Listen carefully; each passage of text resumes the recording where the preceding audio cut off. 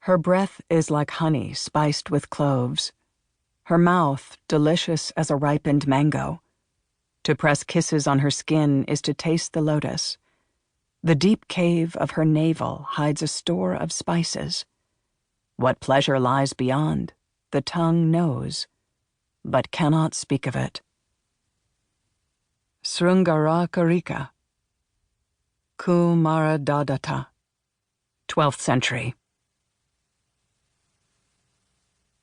Introduction and Rondo Capriccioso.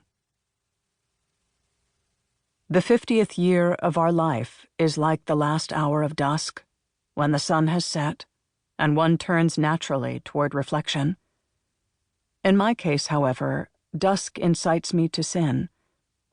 And perhaps for that reason, in my 50th year, I find myself reflecting on my relationship with food and eroticism.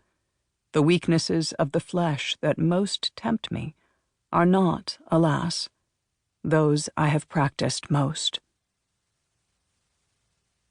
I repent of my diets, the delicious dishes rejected out of vanity, as much as I lament the opportunities for making love that I let go by because of pressing tasks or puritanical virtue. Walking through the gardens of memory, I discover that my recollections are associated with the senses. My Aunt Teresa, she who was slowly turning into an angel and died with buds of embryonic wings upon her shoulder blades, is linked forever with the scent of violet pastilles. When that enchanting lady came to visit, her gray dress discreetly highlighted by a lace collar and her snow-crowned head, we children would run to meet her.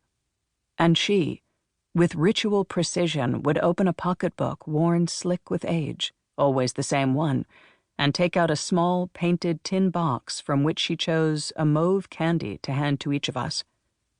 Ever since then, when the unmistakable scent of violets floats upon the air, the image of that sainted aunt, who stole flowers from others' gardens to take to dying inmates of the poorhouse, floods back into my heart, intact. 40 years later, I learned that the scent of violet was the cachet of Josephine Bonaparte, who trusted blindly in the aphrodisiac power of that evanescent aroma, a scent that suddenly assaults the senses with a nearly nauseating intensity, only to disappear without a trace, then return with renewed ardor. Before their amorous encounters, the courtesans of ancient Greece used violet to perfume their breath and erogenous zones, because when blended with the natural odors of perspiration and feminine secretions, violet alleviates the melancholia of the eldest men and torments the young beyond endurance.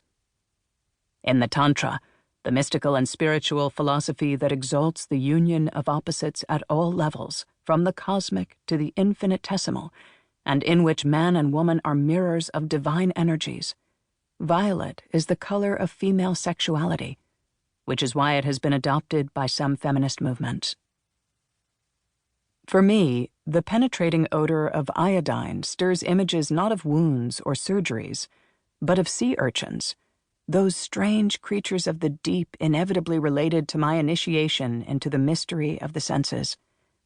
I was 8 when the rough hand of a fisherman placed the tongue of a sea urchin in my mouth.